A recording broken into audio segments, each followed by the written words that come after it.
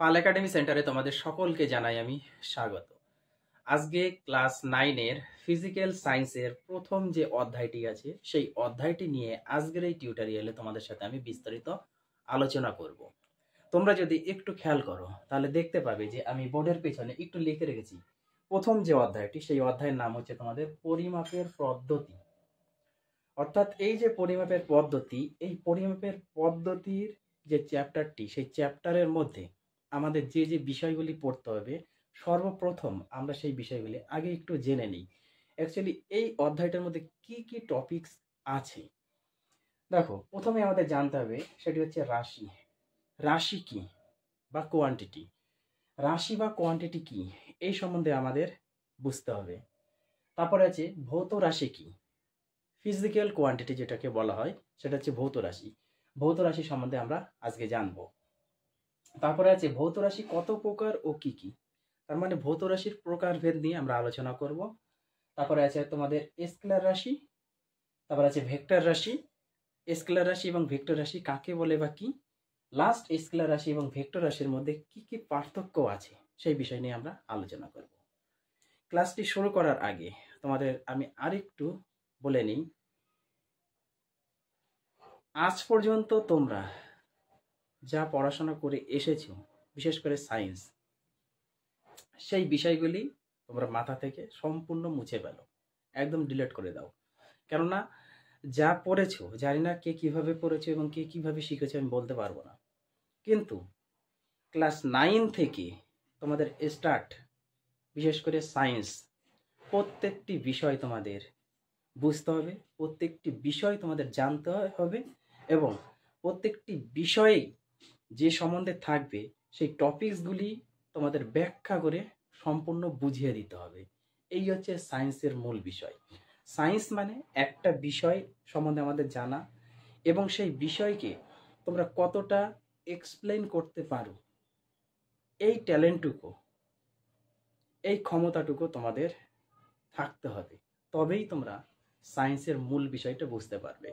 So এতদিন যা করেছো প্রত্যেকটি বিষয় ভুলে যাও, আজ থেকে নতুন তোমাদের শিখতে হবে। এবার আমরা চলে আসি মেন যে টপিকস, সেই মেন টপিকস।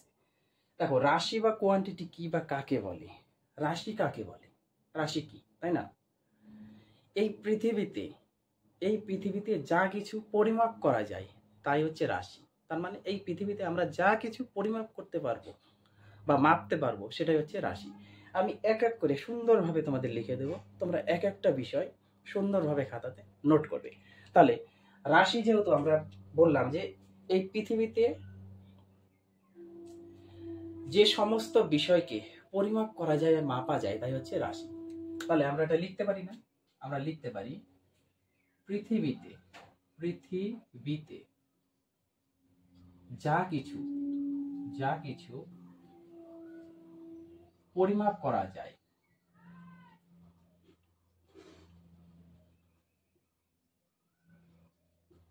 তাই হলো রাশি, তাই হলো রাশি, তাই না? তাহলে এই পৃথিবীতে যা কিছু আমরা পরিমাপ করতে পারবো তাই হচ্ছে রাশি। এখন উদাহরণ কি হতে পারে, যেমন তোমাদের হতে পারে, এখানে আমি একটু লিখি, যেমন দৈর্ঘ্য হতে পারে না, দৈর্ঘ্য হতে পারে, দৈর্ঘ্যকে আমরা মাপতে পারি। তারপরে ভর হতে পারে, ইত্যাদি, তাই না? দৈর্ঘ্য, ভর ইত্যাদি হচ্ছে আমাদের রাশি। অনেক কিছু হতে পারে রাশি, বোঝা গেছে? এইবার ভৌত রাশি কি বা ফিজিক্যাল কোয়ান্টিটি কাকে বলে? পরিমাপযোগ্য রাশিকে হচ্ছে বলা হয় ভৌত রাশি বা ফিজিক্যাল কোয়ান্টিটি। তার মানে পরিমাপযোগ্য রাশি, যে রাশিগুলিকে আমরা মাপতে পারবো সেটাই হচ্ছে আমাদের ফিজিক্যাল কোয়ান্টিটি বা ভৌত রাশি। তাহলে ভৌত রাশি বলতে আমাদের বোঝায়, আমরা সরাসরি লিখতে পারি না, পরিমাপযোগ্য রাশিকে বলা হয় পরিমাপযোগ্য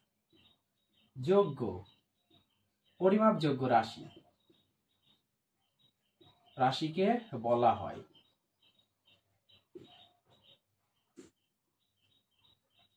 ভৌত রাশি বা ফিজিক্যাল কোয়ান্টিটি। যেমন আমরা কি লিখতে পারি, এর মধ্যে আমরা দিতে পারি সেম ভাবে দৈর্ঘ্য হতে পারে, তারপরে ভর হতে পারে, তারপরে আয়তন হতে পারে, হ্যাঁ, ইত্যাদি। দৈর্ঘ্য, ভর, আয়তন ইত্যাদি হচ্ছে আমাদের ফিজিক্যাল কোয়ান্টিটি বা ভৌত রাশি। বোঝা গেছে? তাহলে রাশি এবং ভৌত রাশি সম্পূর্ণ আমরা বুঝতে পারলাম। এইবার আসবো আমরা ভৌত রাশি কত ধরনের হয়, মানে ভৌত রাশির প্রকারভেদ। ভৌত রাশি দু ধরনের, দু প্রকার। ভৌত রাশি হচ্ছে দু প্রকার। আমরা লিখতে পারি ভৌত রাশি, ভৌত রাশি হলো দু প্রকার, দু প্রকার। কি কি কি কি হতে পারে? এক নম্বরে স্কেলার রাশি, স্কেলার রাশি। আর একটা আমাদের 2 নাম্বার হবে ভেক্টর রাশি, ভেক্টর রাশি। স্কেলার রাশি এবং ভেক্টর রাশি এই হচ্ছে আমাদের ভৌত রাশির প্রকারভেদ। এই যে স্কেলার রাশি এবং ভেক্টর রাশি, এই দুটো রাশি বোঝার আগে আমরা আরেকটু বিষয় আমরা জানবো, বিস্তারিত আগে জানবো। স্কেলার রাশি এবং ভৌত রাশি বোঝার পূর্বে আমরা একটু বিস্তারিত জেনে নেব কি কি বিষয়। সেটা মনে করো একটা আমাদের জানতে হবে হচ্ছে মান, একটা মান সম্বন্ধে জানতে হবে। আর একটা আমাদের জানতে হবে হচ্ছে দিক বা অভিমুখ, অভিমুখ। এই দুটো বিষয় আমাদের একটু পরিষ্কার বুঝতে হবে, মান আর একটা দিক বা অভিমুখ। ওকে, দেখো এই দুটো বিষয় আমাদের একটু বুঝতে হবে। পৃথিবীতে এমন কোন কোন রাশি আছে যেগুলো মাপা যায়, শুধু মাপা যায়? বলো তো, পৃথিবীতে এমন কোন কোন রাশি যেটা আমরা শুধু মাপতেই পারি? কি কি হতে পারে? দৈর্ঘ্য হতে পারে না? দৈর্ঘ্য, দেখো দৈর্ঘ্য, দৈর্ঘ্য, দৈর্ঘ্য একটা আমরা মাপতে পারি। তারপর আমরা মাপতে পারি ভর, তারপর আয়তন, আয়তন, দৈর্ঘ্য, ভর, আয়তন। তারপর আরো হতে পারে আমাদের কার্য বা কাজ, কার্য হতে পারে বা কাজ হতে পারে। তারপরে সময় হতে পারে, তাই না? তারপরে ঘনত্ব হতে পারে, তারপরে আমাদের হতে পারে দ্রুতি হতে পারে, দ্রুতি। এই যে মানগুলা, এই মানগুলাকে আমরা কি করতে পারি? মাপতে পারি। দৈর্ঘ্য মাপতে পারি, ভর আমরা মাপতে পারি, আয়তন আমরা মাপতে পারবো, কার্য কতটা কার্য করলো, তাই তো, কতটা কাজ সম্পন্ন হলো সেটা আমরা মাপতে পারবো, সময়কে আমরা মাপতে পারি, মানে সময় আমরা চিনতে পারি, ঘনত্ব, দ্রুতি, প্রত্যেকটি বিষয়ের মান আছে। অ্যাকচুয়ালি মান আছে, এদের সকলের মান আছে। বোঝা গেছে? এখন এমন কিছু কিছু উদাহরণ আছে এই পৃথিবীতে যেটা মানের সঙ্গে সঙ্গে দিক নিয়ে চলে, মানের সঙ্গে সঙ্গে দিক নিয়ে চলে। তার মানে ওর মধ্যে মান প্লাস দিক দুটোই থাকতে হবে। এমন কি কি উদাহরণ হতে পারে? দিক, অভিমুখ। দিক অভিমুখ সম্বন্ধে আমরা বুঝবো, তার মানে দিক বা অভিমুখের সাথে একটা মান নিয়ে চলবে। কি কি উদাহরণ হতে পারে? যেমন যেমন ধরে নাও একটা বল হতে পারে, বল। বলটা কি? বল হচ্ছে কোনো বস্তুর উপর যখন আমরা এগুলো এক এক করে ব্যাখ্যা করব, তোমাদের আছে সময়, কার্য, এর মধ্যে তোমাদের এই বল সম্বন্ধে আলোচনা আছে। যখন তোমাদের কার্য সময় যে অধ্যায়টা আছে, এই অধ্যায়টা আসবে তখন আমি আলোচনা করব। তো আজকে আমরা একটু জেনে নিই। বলের যেহেতু মান, অভিমুখ দুটোই আছে, সেই জন্য কিভাবে হয়, কোনো বস্তুর উপর আমরা যখন প্রেসার দিই, প্রেসার, তাই না, ফোর্স যেটা হচ্ছে বলা হয় বল, বল যখন প্রয়োগ করি, তার মানে কতটা পরিমাণ আমরা বল প্রয়োগ করলাম সে একটা মান আছে। এবং আমরা বলটা কোন দিকে প্রয়োগ করলাম এই জিনিসটা আছে না? তার মানে আমরা বলটা পূর্ব দিকে প্রয়োগ করতে পারি, পশ্চিম দিকেও করতে পারি, তারপর উত্তর দিকেও করতে পারি, দক্ষিণ দিকেও করতে পারি। তার মানে কোনো একটা বস্তুর চারপাশের যে কোনো দিকে আমরা বল প্রয়োগ করতে পারি, পারি না? তাহলে একটা যে কোনো দিকে বা অভিমুখে আমরা প্রয়োগ করছি, আর কতটা পরিমাণ বল প্রয়োগ করছি সেটা বোঝা গেল। তাহলে বলের যেহেতু একটা মান আছে এবং দিক আছে, তারপর আরো আছে আমাদের বেগ। বেগ হতে পারে কোনো একটা বাস বা কোনো একটা গাড়ি ঘন্টায় কত কিলোমিটার বেগে চলছে, তাই না? পার হাওয়ার্সে 80 কিলোমিটার বেগে একটা বাস চলছে।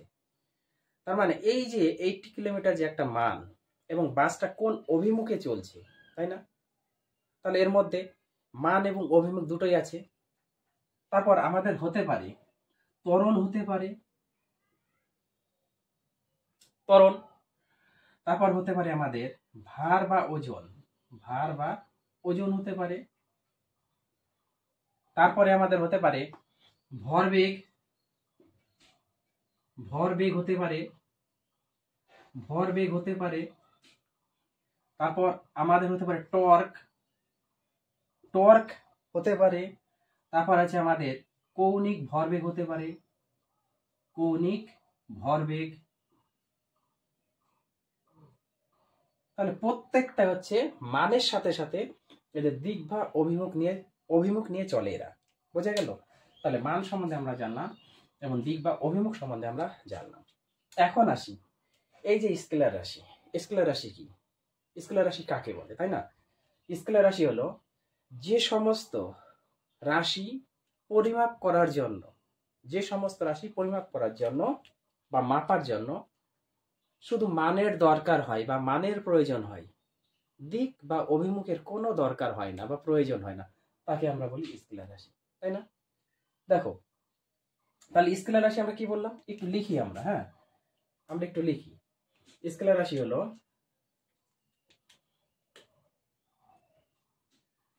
যে সমস্ত রাশি মাপার জন্য শুধু কি হয়, মানের প্রয়োজন হয়, কিন্তু দিক বা অভিমুখের প্রয়োজন হয় না, প্রয়োজন হয় না, তাকে বলা হয় স্কেলার রাশি। স্কেলার রাশি, তাই না? কত সুন্দর কথাটা না? যে সমস্ত রাশি মাপার জন্য শুধু মানের প্রয়োজন হয় কিন্তু দিক বা অভিমুখের প্রয়োজন হয় না, তাকে বলা হয় স্কেলার রাশি। তার মানে স্কেলার রাশিতে আমাদের মনে রাখতে হবে এই রাশিতে শুধু আমাদের মানের দরকার আছে, দিক বা অভিমুখের কোনো প্রয়োজন নেই, তাকে বলবো আমরা স্কেলার রাশি। তাহলে উদাহরণ কি হতে পারে? এই যে প্রত্যেকটা হচ্ছে আমাদের এখন স্কেলার রাশি। এই যে মান, যেহেতু মানের দরকার হয়, তাহলে প্রত্যেকটা হচ্ছে আমাদের স্কেলার রাশির উদাহরণ। দৈর্ঘ্য, ভর, আয়তন, কার্য, সময়, ঘনত্ব, দ্রুতি, এই প্রত্যেকটা হচ্ছে আমাদের স্কেলার রাশি। এখন এই স্কেলার রাশিকে যদি আর একটু তোমরা সোজাভাবে বলতে চাও, যার যেটা ভালো লাগে বলতে পারো। এটা কিন্তু অ্যাকচুয়ালি সোজা ভাষা, একদম সোজা এবং সরল ভাষা। এর আর একটা সংজ্ঞা হয়, যে সমস্ত রাশির শুধু মান আছে কিন্তু দিক বা অভিমুখ নেই, তাকে বলা হয় স্কেলার রাশি। এই ভাষাটাও তোমরা ইউজ করতে পারো। বোঝা গেল? উদাহরণ এইগুলোই হবে।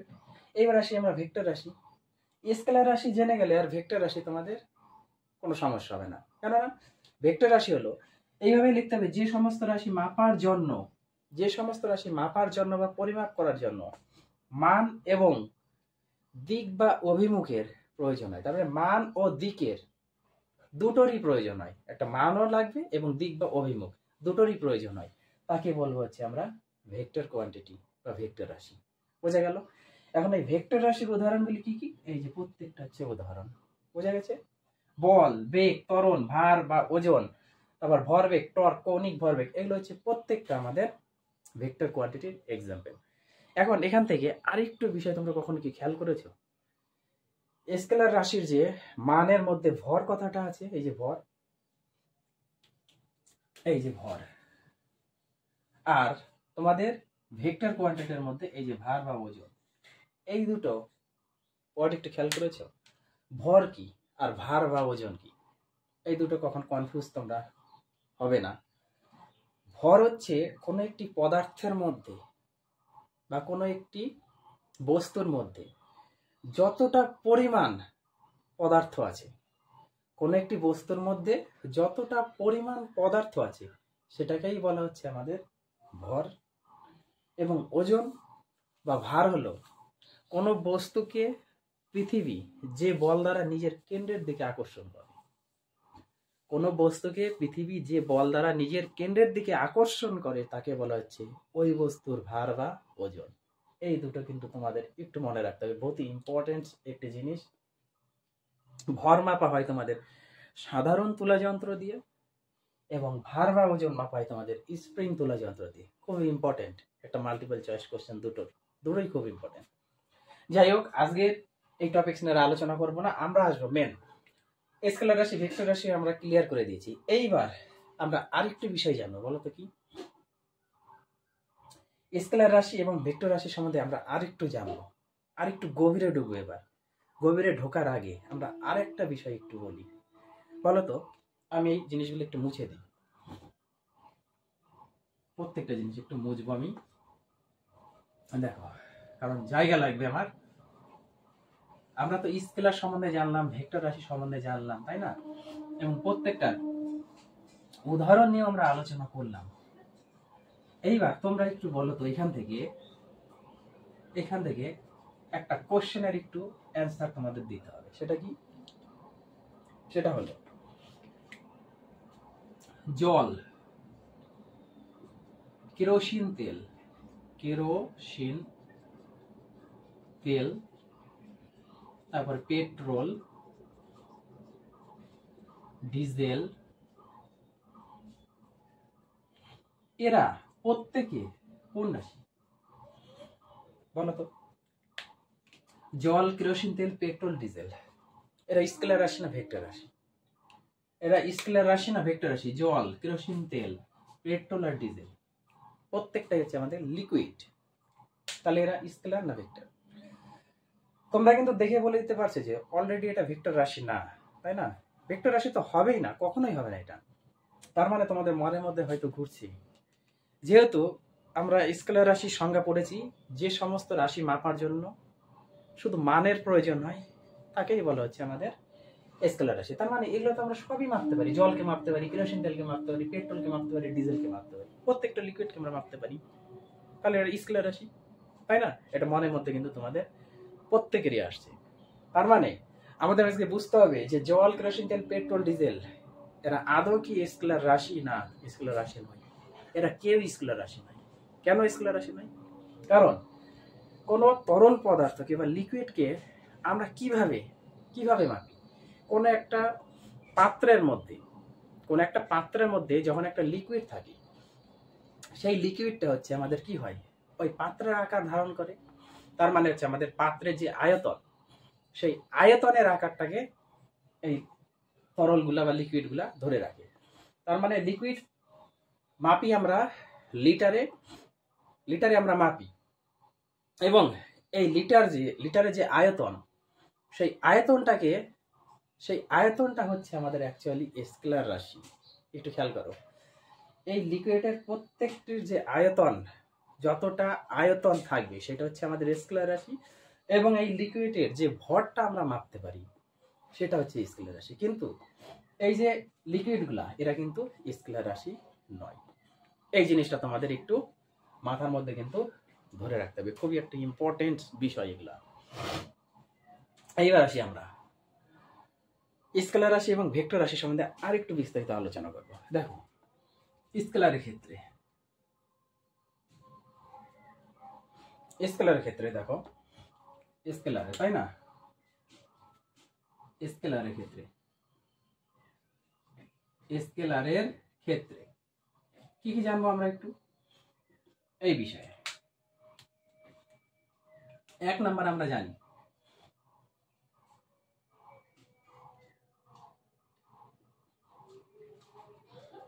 স্কেলার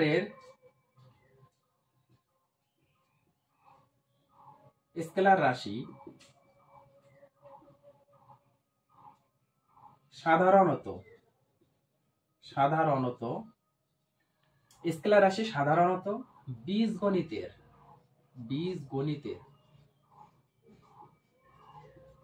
নিয়ম মেনে চলে। স্কেলার রাশি সাধারণত বীজগণিতের নিয়ম মেনে চলে। 2 নম্বরে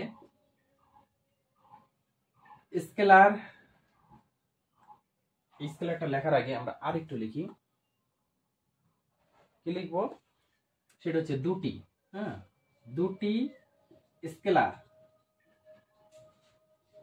স্কেলার রাশির গুণফল, দুটি স্কেলার রাশির গুণফল সর্বদা স্কেলার রাশি হয়।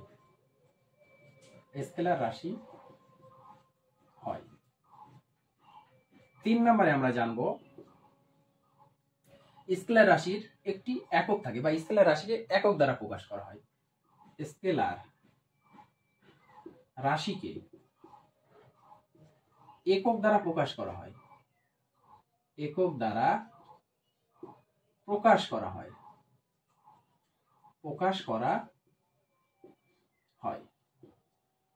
তাহলে এই যে 3টে পয়েন্ট, এই 3টে পয়েন্ট থেকে তোমরা কি কি বুঝতে পারলে? প্রথম পয়েন্ট আমি লিখেছি স্কেলার রাশি সাধারণত বীজগণিতের নিয়ম মেনে চলে। কিভাবে বীজগণিতের নিয়ম মেনে চলে এই জিনিসটা আমরা একটু ব্যাখ্যা করি।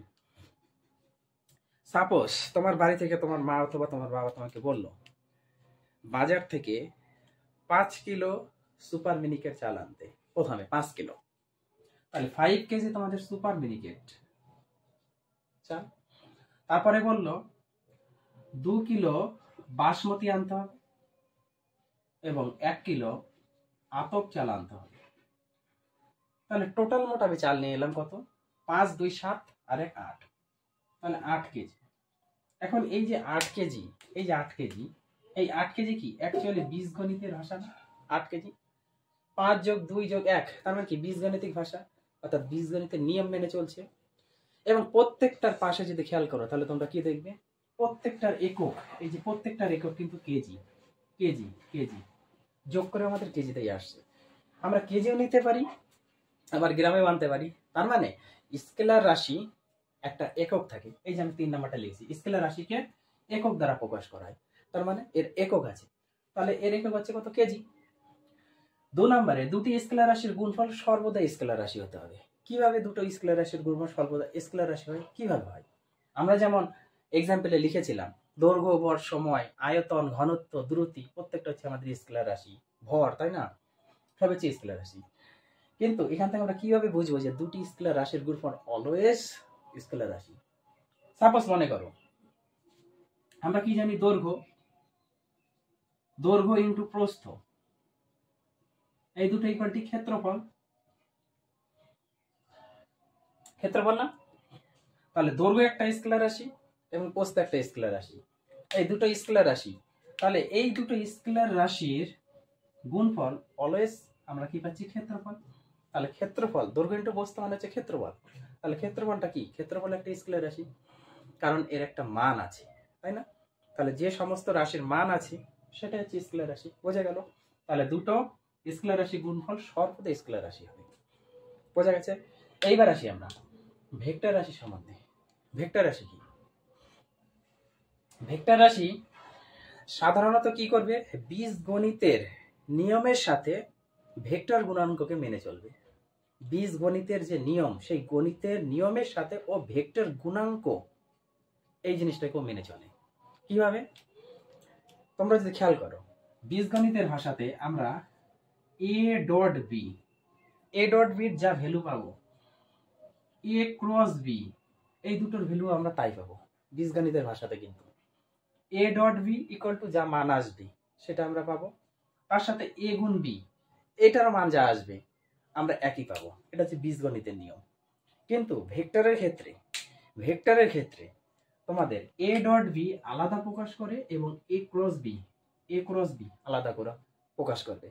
ভেক্টরের ক্ষেত্রে এটা এ ডট বি আলাদা প্রকাশ করে এবং এ ক্রস বি আলাদা প্রকাশ করে। তার মানে এ ডট বি সর্বদা সবসময় ভেক্টরের ক্ষেত্রে এটা হচ্ছে স্কেলারকে প্রকাশ করে। স্কেলার, এ ডট বি হচ্ছে স্কেলারকে প্রকাশ করে, আর এ ক্রস বি এটা হচ্ছে ভেক্টরকে প্রকাশ করে। এই জিনিসটা মনে রাখতে হবে। তার মানে কি? ভেক্টর রাশি বীজগণিতের নিয়মের সাথে ভেক্টরের নিয়ম অনুযায়ী চলে। বোঝা গেছে? 2 নম্বরে আমরা লিখতে পারি কি লিখবো?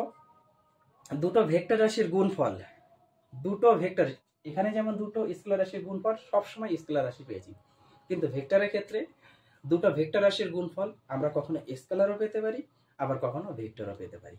এমন না যে দুটো ভেক্টর রাশির গুণফল সবসময় স্কেলার রাশি হবে আবার সবসময় ভেক্টর রাশি হবে, এমন না।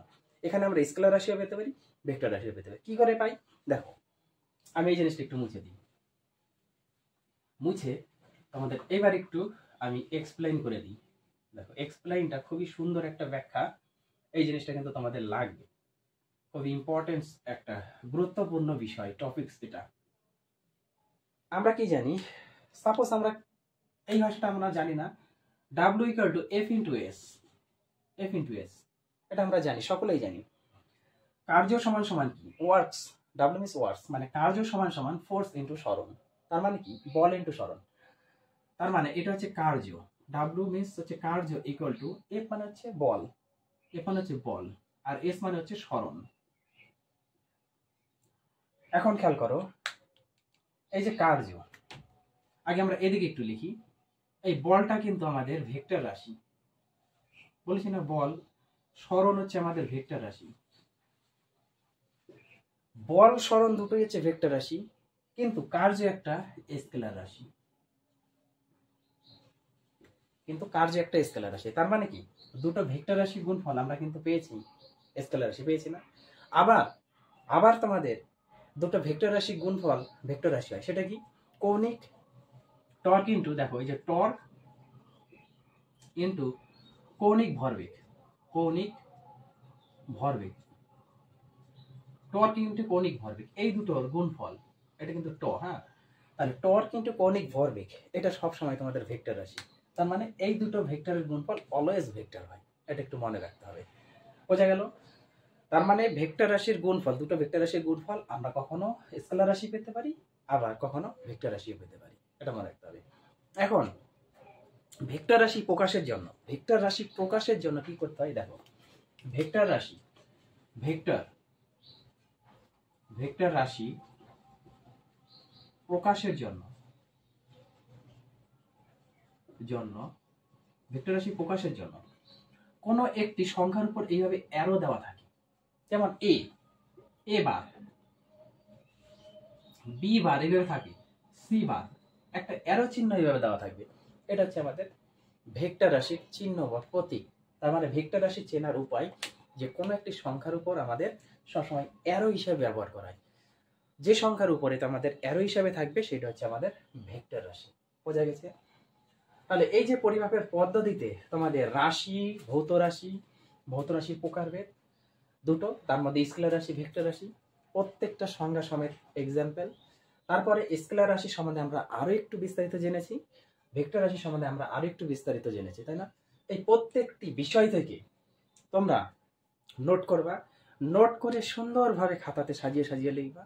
লেখার পরে এই যে তোমাদের লাস্ট স্কেলার রাশি আর ভেক্টর রাশি যে পার্থক্য, এই পার্থক্যটা একটু তোমরা নিজের হাত থেকে সাজিয়ে সাজিয়ে স্কেলার দিকে 3টে লিখবে, ভেক্টরের দিকে 3টে লিখবে, লিখে আমাকে সুন্দরভাবে, আমার নাম্বার দেওয়া আছে, আমার নাম্বারে হয় হোয়াটসঅ্যাপ করবা, না হলে আমাকে কমেন্টে তোমরা স্ক্রিনশটটা একটু পাঠাবে। আমি প্রত্যেকজনের এই বিষয়গুলি একটু চেক করব, কে ঠিক লিখলো কে ভুল লিখলো, এটা তোমরা একটু প্লিজ কমেন্টে জানাবে। তাহলে এই চ্যাপ্টারের যে টপিকস ছিল সেই টপিকসগুলো আমি সম্পূর্ণ ব্যাখ্যা করে দিলাম, তোমরা একটু বাড়িতে মনোযোগ দিয়ে পড়ো। আর বারবার আমি স্টার্টিং থেকে বলে আসছি, এতদিন যা তোমরা করেছো সব ভুলে যাও, ভুলে গিয়ে নতুন করে স্টার্ট করো, কারণ সায়েন্স মানেই বোঝার বিষয়, প্রত্যেকটি বিষয়কে তোমাদের বিশ্লেষণ করে বুঝিয়ে দিতে হবে, তবেই তোমরা সায়েন্স সম্বন্ধে জ্ঞান অর্জন করতে পারবে। আদারওয়াইজ যদি মুখস্থ বিদ্যা নিয়ে থাকো কখনো পারবে না, কোনো ভ্যালু নেই।